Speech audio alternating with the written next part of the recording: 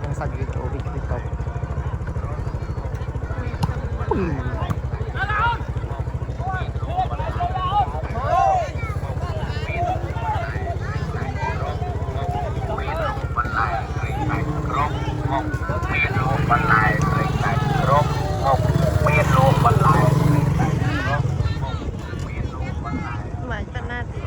ទៅរហូតសិន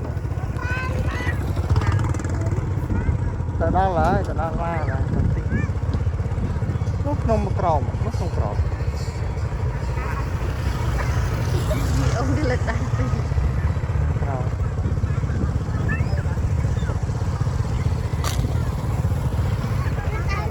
ចាខ្ញុំជឿ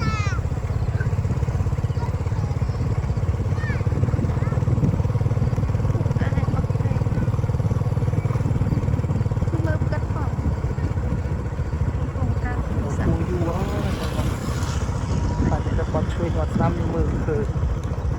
មកទៅនិយាយសាំមិញអមមកសាបតោអីនិយាយថាអមមកឃើញសាំចាខ្ញុំជិះទៅហើយអូតែស្វាស្អាតមែនចាប់យូរ